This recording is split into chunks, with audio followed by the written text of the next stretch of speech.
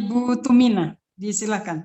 Surah Al-Baqarah ayat 203. A'udzu billahi minasyaitonir rajim. Bismillahirrahmanirrahim.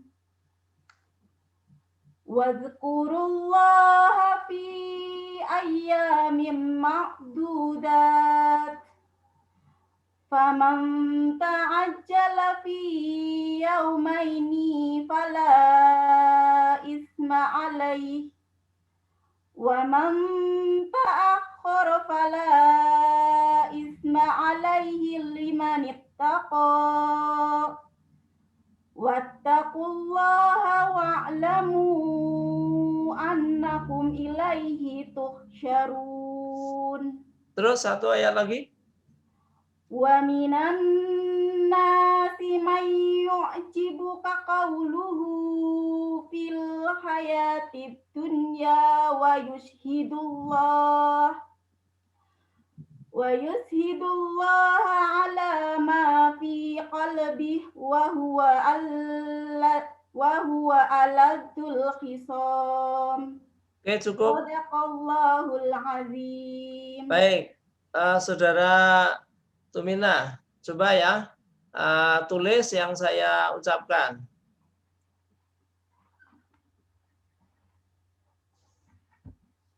Sudah? Siap? Rabbighfirli warhamni wajburni warfa'ni.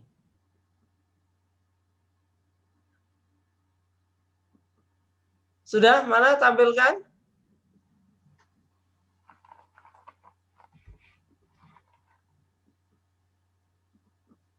Dikasih nama, foto, kirim Ibu Maslihah. Oke? Iya, Pak. Ya.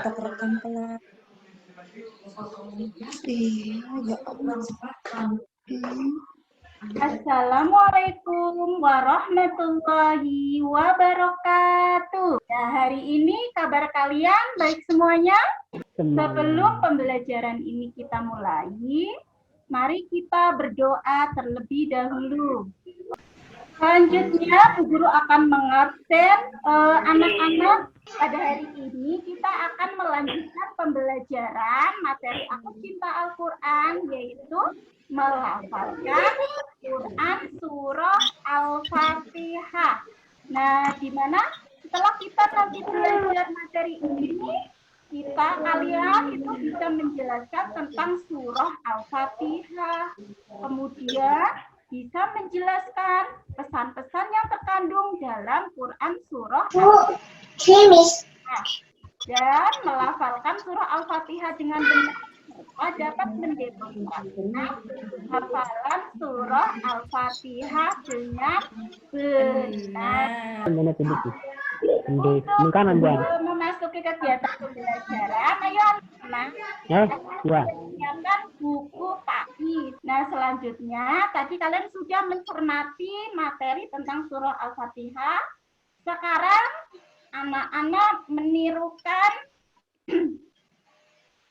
pelafalan Surah Al-Fatihah yang Bu Guru lafalkan. Bu Guru akan melafalkan Quran Surah Al-Fatihah dari ayat pertama sampai ayat keempat. Kemudian di tahap keduanya dari ayat kelima sampai ayat ke-7. Ya. Sebelum kalian melafalkan secara kelompok, Bu Guru jelaskan terlebih dahulu tentang Surah Al-Fatihah. Surah Al-Fatihah itu adalah nama lainnya Ummul Quran. Karena Surah Al-Fatihah itu merupakan induk Al-Quran yang menjadi induk dari semua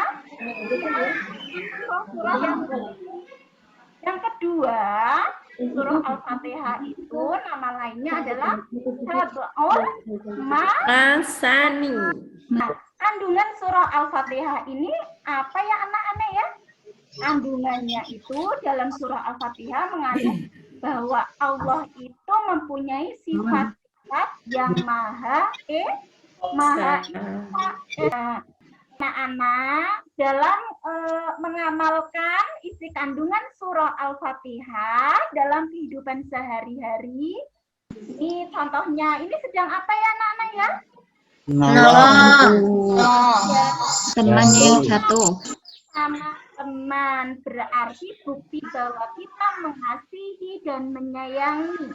Artinya kita mengamalkan kandungan dari surah Al-Fatihah. hanya kepada Allah Subhanahu wa taala. ya.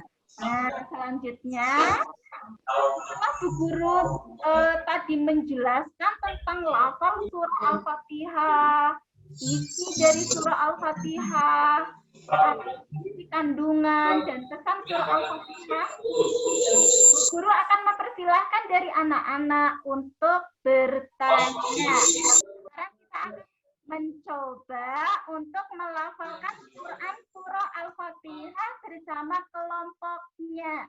Karena Bu Guru menggunakan metode guided teaching, maka tiap kelompok ya yang sudah pinter-pinter memandu teman dari kelompok tersebut untuk melafalkan dengan lancar, sehingga apa? Sehingga akan yang anak-anak yang belum bisa atau teman-teman lain yang belum bisa atau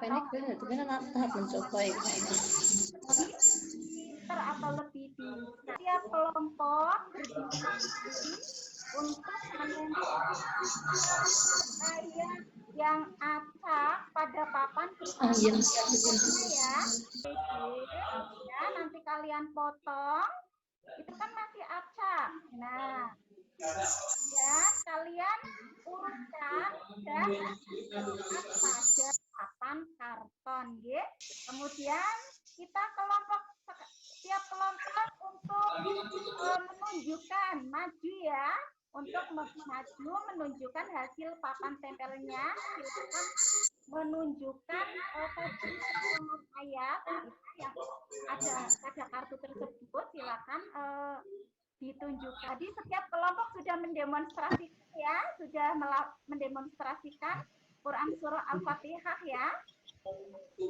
Nah, sekarang kesimpulan dari pembelajaran kita kali ini apa ya anak-anak ya? Coba Bu Guru tanya. Selanjutnya nanti Bu Guru akan memberikan tes. Nah, tesnya yaitu berupa tes tertulis. Bu Guru nanti untuk pembelajaran selanjutnya yaitu nanti di materi Aku Cinta Al-Quran dengan submateri pesan surah Al-Fatihah. Sebagai penutup dari ini kita akan berdoa terlebih dahulu ya. Bu Tumina, apakah Bu Tumina satu persepsi dengan mahasiswa yang lain bahwa RPP itu menjadi sebuah rel dalam pelaksanaan pembelajaran?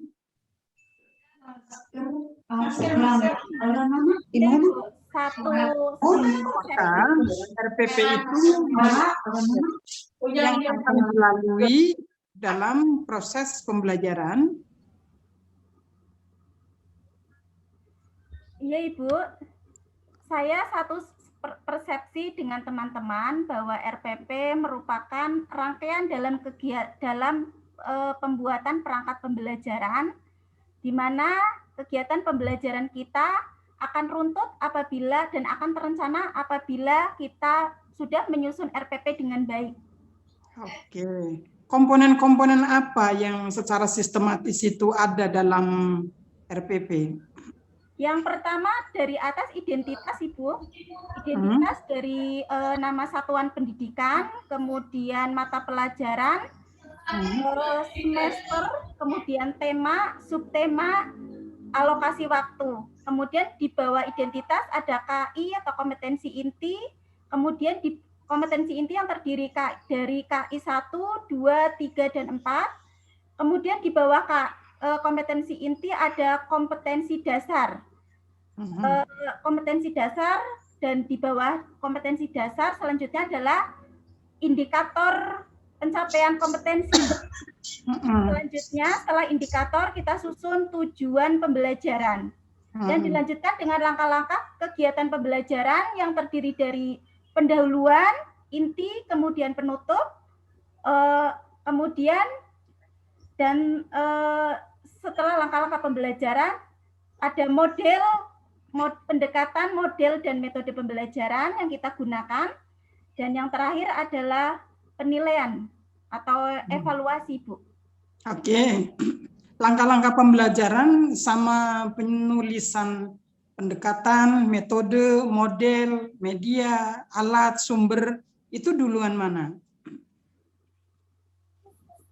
Mohon maaf, tadi sempat terbalik. Oke. Seharusnya pendekatan, model, metode terlebih dahulu, kemudian langkah-langkah. Oke, materi di mana posisinya? Materi pembelajaran berada di bawah itu model pembelajaran. Tapi untuk materinya kita bisa melampirkan supaya di RPP itu tidak terlalu banyak. Oke, berarti itu juga tadi ketinggalan lagi ya? Nggih, mohon maaf Ibu. Oke, yang jelas berarti di sistematika RPP sudah dikuasai di luar kepala ya?